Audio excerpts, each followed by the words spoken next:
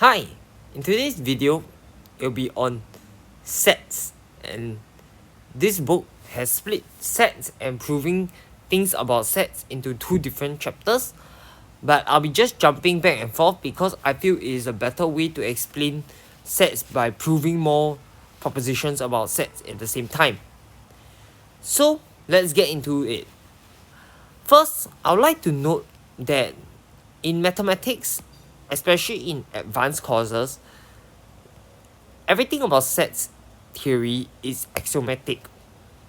This is abstract mathematics at its core, and it uses axioms to describe, construct, and show existence of new sets.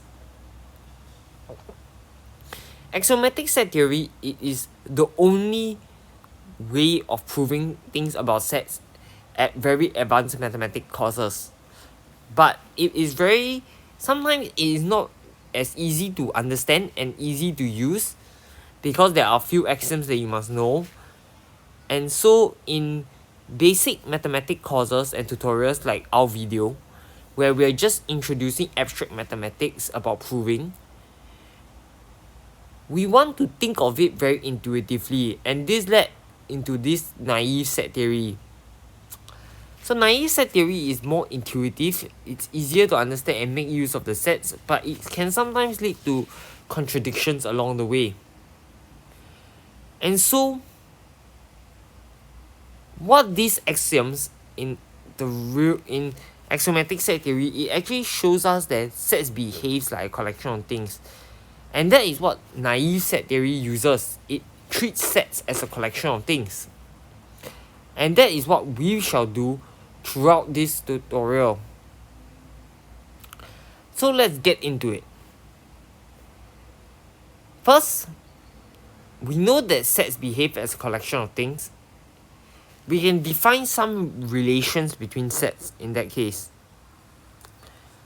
First relation we shall note is the membership relation. Because we want to say it's a collection of things, we want to ask the question whether an element or a set is inside this larger set. And so what it means is X is an element of A, and this is the notation to represent it by. So for example, if A is the set 1, 2 and 3, then we say 1 is an element of A because 1 is in A. Another type of relation would be the subset relation. This deals more with whether saying all the elements in one set is in the other set as well. So this is known as a Venn diagram, and it's a very intuitive way of understanding and seeing how the sets behave. However, we like to note that drawing diagrams does not prove things, as we have already stated in earlier videos about proving. And so the subset relation can be characterized by the following. For all the members in A, they are in B. So for example, A is the set 1, 2 and 3, and B is the set 1, 2, 3, 4. As you can see, all the members in A means 1 is in A and 1 is in B, 2 is in A, 2 is in B, 3 is in A, 3 is in B. And so we can say, because of that, since all the members in A are an element of B, A is a subset of B. Take note of not confusing the two between membership and subset. When you do more practices, you'll get a better understanding on the difference between membership and subset, and it's very important when you prove things, you do not confuse the two. Equality is just actually two subset relations where all the members in A are in B and all the members in B are in A. In axiomatic set theory, this is just one of the axioms for equality.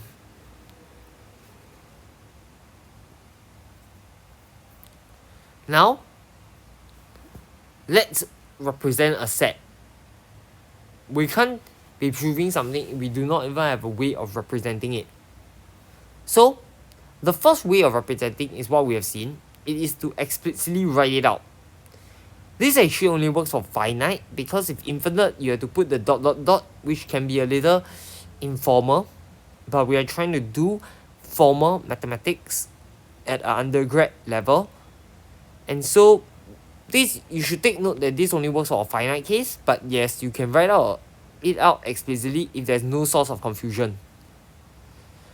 The second way is known as the set builder notation, and how it works is that elements of this set satisfy certain properties.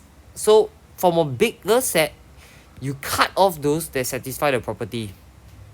For example, X, the bigger set now, the ambient set is the integer set, and from that you want to cut off all those that are prime, and hence you get 2, 3, 5, 7 and so on. This notation is known as set builder notation, because you have an original set and you build a new set by cutting off all those that do not fulfill this property. A second way is something that looks similar to set builder notation, but it's actually a constructive way of defining a set, where instead of from one set you cut off those, you only take those that satisfy a property. You take one set and run it through a function. So now you replace x, which is your parameter, with fx, and that will be a new set. These are all considered sets because of the axioms in set theory, but you can see how they're still collections of things, and so they are sets.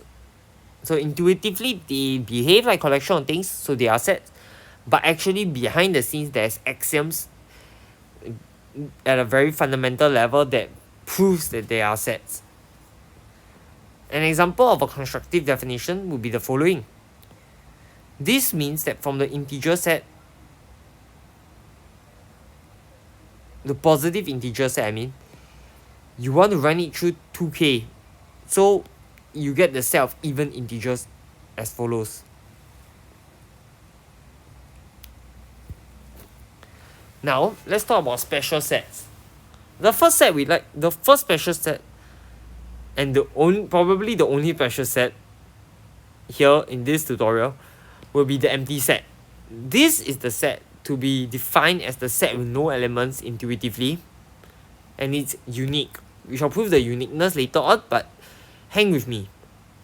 The set with no elements, so we want to think of it as nothing belongs in that set.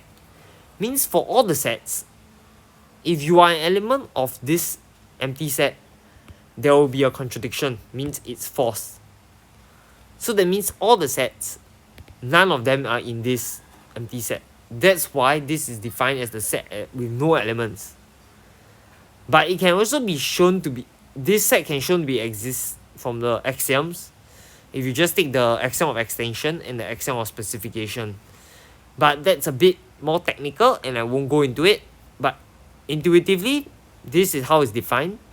It's defined as the set where if anything is inside, it's automatic contradiction, it's automatic false. So it's the set with no elements. But let's now use what we have learned to prove things of why it's unique.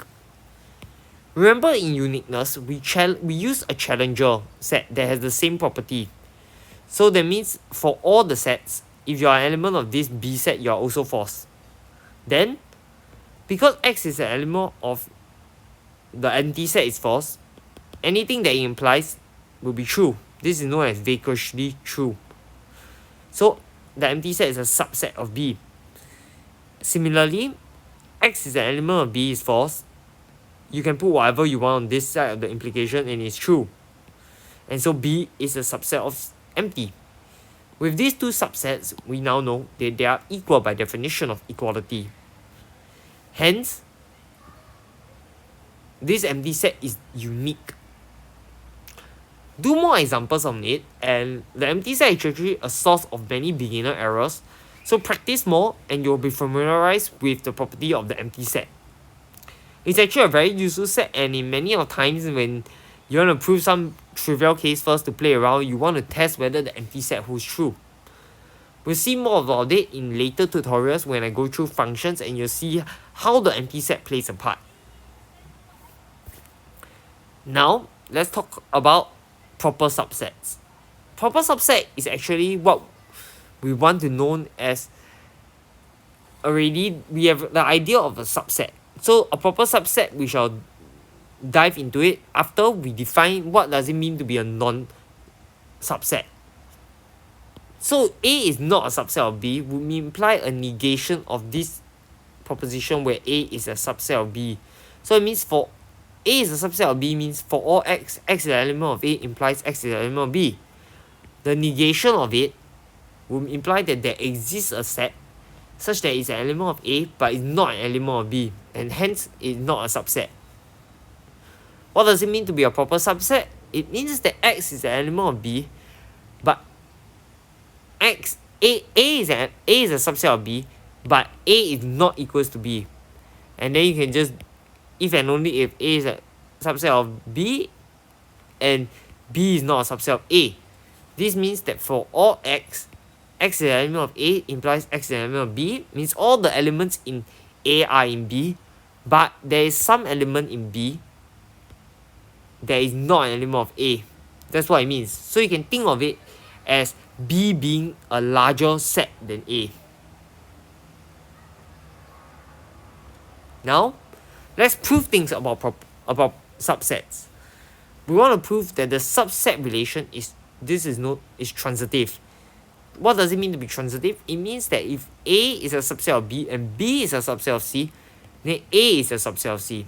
You can see the picture down below, and it's quite intuitive why this holds. So the proof will be quite straightforward. So how do we prove things? We take the assumption first. So suppose that you have A is a subset of B and B is a subset of C. You want to prove this. This just means for all X in A, X is in C. So we have this given hypothesis. So we let X be an element of A. This is our assumptions that we are given. Because it's an element of A, it's an element of B. Since A is a subset of B, then it is an element of C automatically because B is a subset of C. And this proves that A is a subset of C. Hence, you can see how proving things about set theory is down to the definitions and what we have been describing earlier. And everything you play with are sets also. Hope you have enjoyed it. And this is only one aspect of our set theory. The further tutorials that we will be having will go through into more operations that we can do on sets. Thank you for listening. Please feel free to like, share, and subscribe, and leave your comments down below.